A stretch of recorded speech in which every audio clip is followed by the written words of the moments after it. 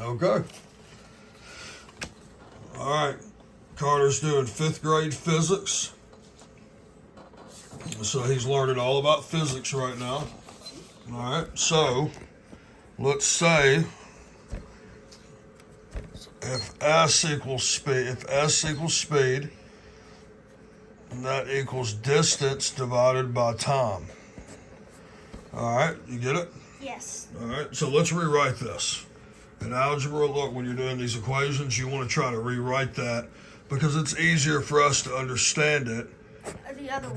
Yes, the other way. Distance divided by time equals speed. So there's what this equals your number right here. Okay? So let's rewrite that. When you do it on paper, you can always rewrite this, okay?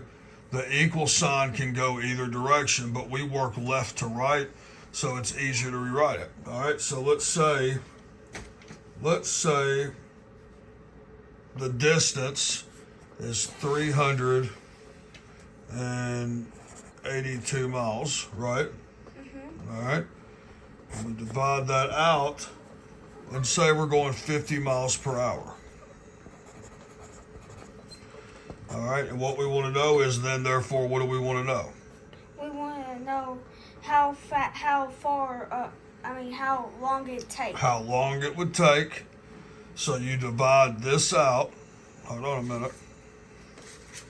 So if we divide that out, it would equal 7.64. And in algebra, Carter, circle your answers, okay? Okay. That's how long it would take. If we went 382 miles and we divide that out by 50 miles per hour, you're going to get 7.64 hours is how long that would take. All right?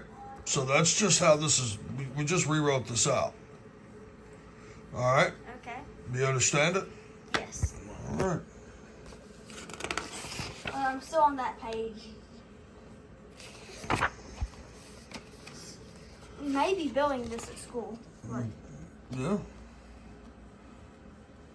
Middle school physics. I was in stupid math courses. And so over here, this is why we need to know this stuff, Carter. Do you see where your algebraic expressions are going to begin to get longer? yeah, like Okay, and you've got so it's the same principle here. All right, like right here, km, that's kilometers instead of, do you see? That's, all right, 32 kilometers per hour. Okay, Okay. time equals distance divided by speed. We just did this.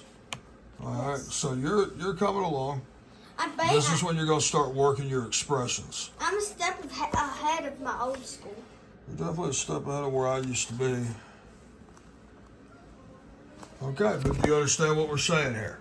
So if I said, Carter, S equals D over T, all right? I want you to rewrite that if you were going to work this problem out. First step is what? S equals D over T. So, What's first step? First thing you do. Just switch it. That's right. In algebra, you want to make sure you rewrite that on your paper.